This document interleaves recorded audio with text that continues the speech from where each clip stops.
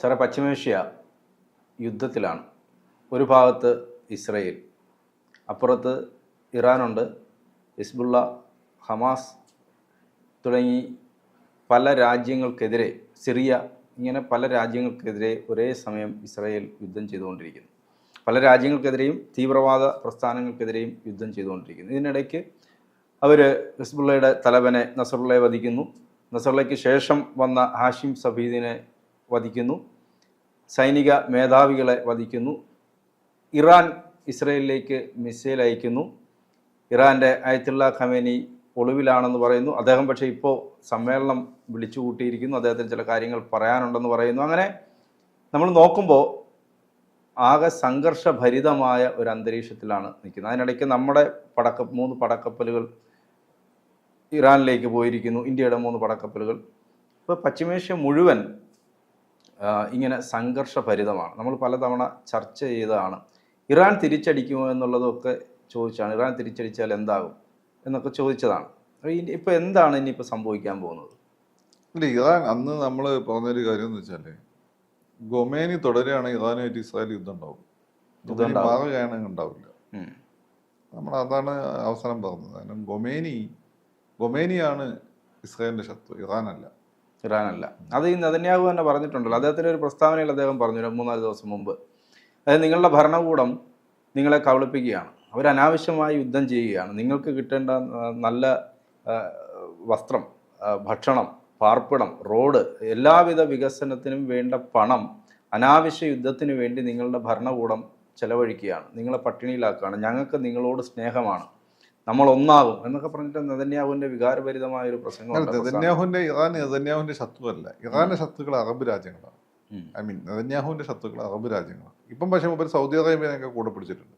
Saudi Arabia എല്ലാ കാലഘട്ടവും ബ്രിട്ടീഷുകാരുടെ ഏജന്റായിരുന്നു. സൗദി അറേബ്യ, അതെ അതെ.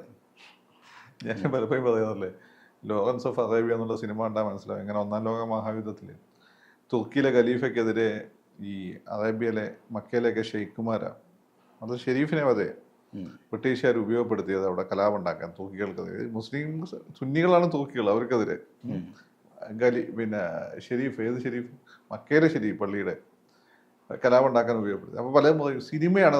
ഇത് സിനിമയല്ല.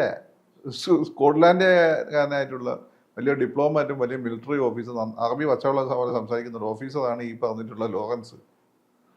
ഇംഗ്ലീഷുകാരെ സിനിമ എന്ന് പറഞ്ഞാൽ വളരെ പോപ്പുലർ സിനിമ ആയതുകൊണ്ടാണ് അത് പറയുന്നത്. ചരിത്രമാണ്, പോയി വായിച്ചു നോക്ക്. സിനിമ നോക്കിയാണ് പറയുന്നത്. സിനിമ ഇതിനെ ബേസ് ചെയ്തുകൊണ്ടുണ്ടാക്കിയ സിനിമയാണ്. ഈ ചരിത്രത്തെ ബേസ് ചെയ്താണ് സിനിമ ഉണ്ടാക്കിയത്. ലോറൻസ് ഓഫ് അറേബ്യ ഭയങ്കര ഹിറ്റ് പടമാണ്. അപ്പം നമ്മളിപ്പോൾ പഴശ്ശിരാജ സിനിമ കണ്ടു, കുറേ കാര്യങ്ങളൊക്കെ നമുക്ക് മനസ്സിലാവുമല്ലോ. അപ്പോൾ പഴശ്ശിരാജ സിനിമ കണ്ടിട്ടാണോ പഴശ്ശിരാജ? പുസ്തകം വായിച്ചിട്ടാണ് സിനിമ ഉണ്ടാക്കുന്നത്. ഈ പുസ്തകം 2 വായിച്ചുകൊണ്ടാണ് നമ്മളിത് പറയുന്നത്. ലോറൻസ് ഓഫ് അറേബ്യ ഏതാണ്ട് അതുപോലെ തന്നെ എടുത്തിട്ടുണ്ട് സിനിമ. അപ്പം നമുക്ക് അന്നപ്പൊക്കെയാണ് ഈ അവിടെ എന്തൊക്കെ നടന്നിട്ടുണ്ടോ ഈ യാഥാർത്ഥ്യം മനസ്സിലാക്കാൻ പറ്റും. അപ്പം അങ്ങനെ ഈ സൗദി അറേബ്യയൊക്കെ ബേസിക്കലി ഈ പറയുന്നതിൻ്റെ മാതിരി ബ്രിട്ടൻ്റെ കൂടെ നിൽക്കുന്ന ഒരു രാജ്യമാണ്. അവർ പുറത്ത് അവരുടെ ആവശ്യത്തിന് വേണ്ടിയിട്ട് ചില ആളുകൾ, പിന്നെ BJP ആയിട്ട് വലിയ ബന്ധമില്ലാത്ത ആളുകൾ കണ്ടില്ല, പിന്നെ വന്നിട്ട് ജാതിയൊക്കെ വിളിച്ചു പറഞ്ഞു. ആർഎസ് വന്നിട്ട് ജാതി, ഞാൻ മറ്റേ ജാതിയാണോ നീ മറ്റേ. അന്നപ്പോൾ ഇന്ന് ആർക്കും അറിയില്ല RSS ജാതി എന്നുള്ള കോൺസെപ്റ്റ് തന്നെ എതിരാണ്. അപ്പം ചില ആളുകൾ ഇന്നാൾ പറഞ്ഞത് എന്താണ്, ജാതി മറ്റേ തൊഴിൽ നൈപുണ്യമൊക്കെ ആയിട്ട് ബന്ധപ്പെട്ട് പറഞ്ഞത്. അത് വേറെയാണ് പറഞ്ഞത്. നിങ്ങൾ ഇവിടെ ആചരിക്കുന്ന തൊട്ടുകൂടായ്മയും പരസ്പരം കല്യാണം കഴിക്കില്ല ഈ പരിപാടി ഉണ്ടല്ലോ, ഇതിനൊക്കെ RSS എതിരാണ് ബേസിക്കലി. അപ്പോൾ ചില ആളുകൾ RSS എന്ന് പറഞ്ഞുകൊണ്ട് വന്നിട്ട് ജാതി പറയും. അതുപോലെയാണ് ഈ സൗദി അറേബ്യ.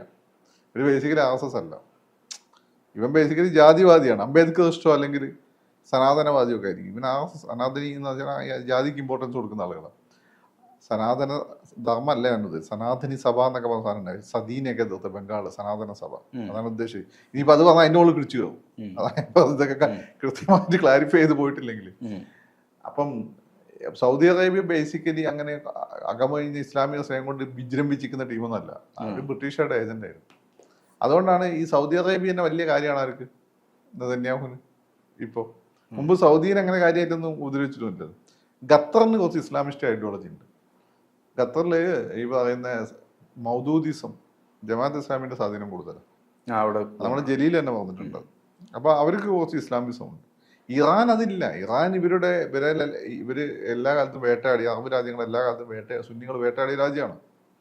ഇസ്രായേലിനെ സംബന്ധിച്ച് നമ്മൾ മുമ്പ് പറഞ്ഞിട്ടുണ്ട്, ഇസ്രായേലിനെ സംബന്ധിച്ചിടത്തോളം അവരുമായിട്ട് വളരെ നല്ല ബന്ധമാണ്, അതായത് രാജകുടുംബമായിട്ട്.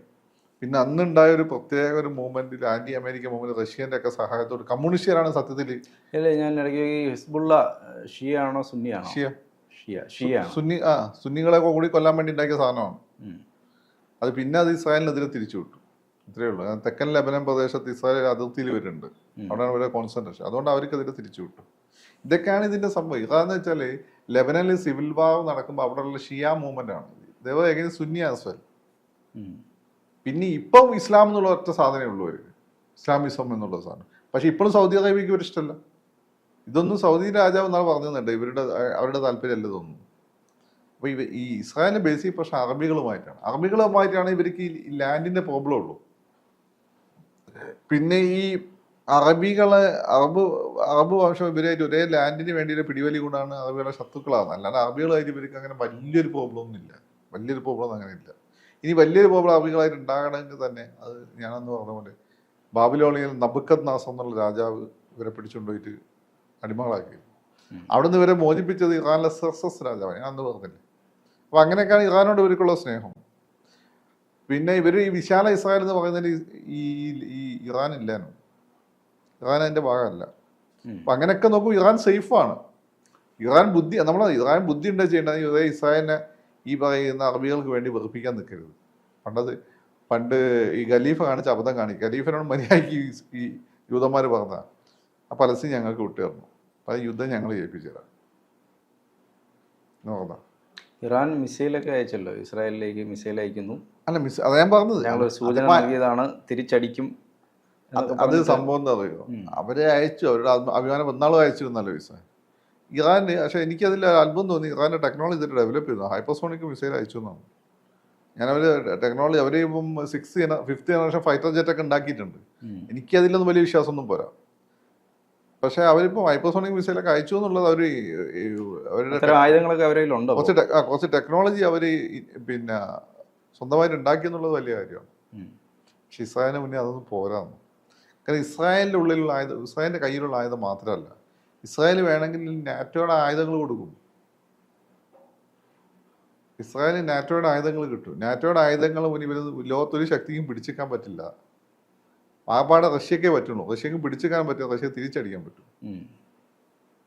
റഷ്യക്ക് തിരിച്ചടിക്കാൻ പറ്റും, അതാണ് കാര്യം. റഷ്യക്ക് പിടിച്ചേക്കാനും പറ്റില്ല, പ്രൊട്ടക്ട് ചെയ്യാൻ പറ്റില്ല, തിരിച്ചടിക്കാൻ പറ്റും. റഷ്യയുടെ കയ്യിൽ അങ്ങനെ ആധുനിക ആയുധങ്ങൾ, അവർ റഷ്യന് ആന്റി പിന്നെ മിസൈൽ ടെക്നോളജിയിൽ അവർ കുഴപ്പമില്ല. S-400 മിസൈൽസ് ഒക്കെ ഉണ്ട്. എങ്കിൽ പോലും ഫുൾ ഫ്ലെഡ്ജിൽ വാങ്ങ നടന്നാൽ അമേരിക്കന് മുന്നേ അവർക്ക് പിടിച്ചേക്കാൻ പറ്റില്ല. അങ്ങനെ ഒരുപാട് പിന്നെ ഇപ്പം ആന്റി മിസൈൽ ടെക്നോളജി വർക്ക് ചെയ്യാന്ന് വെച്ചാൽ ലിമിറ്റഡ് ആയിട്ടുള്ള ഈ സ്പൈക്സ് വരുന്ന സമയത്താണ്. അപ്പോൾ ഒരുപാട് സ്പൈക്സ് നാള് വന്ന പോലെ, അതായത് ഒരുപാട് വാർഹെഡ്സ് താഴോട്ട് വരികയാണ് ഒരു മിസൈലിൽ നിന്ന്, മൾട്ടിപ്പിൾ വാർഹെഡ് വരാം. അതിൽ 1-2 ആയിരിക്കും എന്തുണ്ടാവുക, അമേരിക്ക അത്ര മിസൈലുകളുണ്ട്, 1-2 ആയിരിക്കും അറ്റോമിക് ഉണ്ടാവുള്ളൂ, ബാക്കി പ്ലോയി ആയിരിക്കും. അപ്പോൾ ഈ പ്ലോയിനെയൊക്കെ ഇവർ തകർത്ത് കളഞ്ഞു. മറ്റേ 2 താഴെ വീണാൽ എന്ത് ചെയ്യും? അവിടെയാണ് മിസൈൽ ടെക്നോളജി, ഈ ആന്റി മിസൈൽ ടെക്നോളജി പരാജയപ്പെടുക. ഇത് ഒരു മിസൈൽ ഉപയോഗിച്ചിട്ട് പൊട്ടിച്ചളയുന്നതാണ്.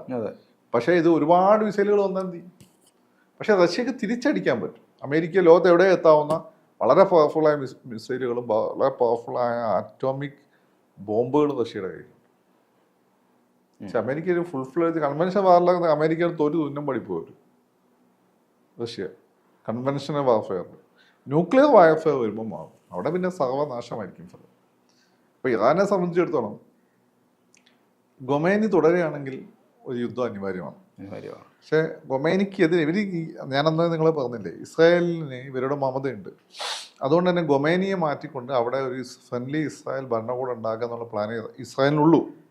പക്ഷെ അത് ഖൊമൈനി സമ്മതിക്കാത്ത സാഹചര്യം വരുമ്പോൾ ഒരു യുദ്ധം ഉണ്ടാവേണ്ടി വരും. ഇറാനിലെ ജനങ്ങളെ വെറുപ്പിക്കരുതെന്ന് വരുന്നുണ്ട്. ഖൊമൈനി അങ്ങനെ മാറ്റാൻ പറ്റുമോ? ഖൊമൈനി മാറ്റണമെങ്കിൽ അദ്ദേഹം മരിക്കാതെ അത് ഇസ്രായേൽ അതിനുള്ള പണി ഒപ്പിച്ച് വെച്ചിട്ടുണ്ട്. സർവ്വ മേഖലകളിൽ ഇസ്രായേൽ അവിടെ നൊയിഞ്ഞ് ചെയ്തിട്ടുണ്ട്. സർവ്വ മേഖല നൊയിഞ്ഞ് ചെയ്തിട്ടുണ്ട്. അങ്ങനെയാണ് അവരുടെ പ്രസിഡന്റ് കൊല ചെയ്യപ്പെടുന്നു, അവിടെയുള്ള ഈ വീരവാദികളുടെ തലവന്മാർ മൊത്തം കൊല ചെയ്യപ്പെടുന്നു. അതൊക്കെ ഇന്റേണൽ ആയിട്ടാണ്, ഇൻസൈഡ് ഓപ്പറേഷനാണ്. ഈ ഇൻസൈഡ് ഓപ്പറേഷൻ വളരെ ഇമ്പോർട്ടൻ്റ് ആണ്. ഈ ഇൻസൈഡ് ഓപ്പറേഷനിലൂടെ അപ്പോൾ അതുകൊണ്ട് ഈ ഗവൺമെന്റിനെ അട്ടിവാക്കിയതിന് വലിയ ബുദ്ധിമുട്ടൊന്നുമില്ല. പക്ഷെ കുറച്ചുകൂടി അതിനൊരു സപ്പോർട്ട് വേണം. അതുകൊണ്ടാണെന്ന് തോന്നുന്നു ഇസ്രായേലും മിണ്ടാതെയല്ല. നെതന്യാഹുവിന്റെ സ്വഭാവം അനുസരിച്ച് ആളിങ്ങനെ മിണ്ടാതിരിക്കുന്ന ടൈപ്പ് അല്ല. കാൽക്കുലേറ്റ് ചെയ്യായിരിക്കും. അതെ, കണക്ക് കൂട്ടി തിരിച്ചടി. അതെ അതെ. കൂടുതൽ വാർത്തകളും വിശേഷങ്ങളും നിങ്ങളിലേക്ക് എത്താൻ ABC മലയാളം സബ്സ്ക്രൈബ് ചെയ്യുക, ബെൽബട്ടനും അമർത്തുക.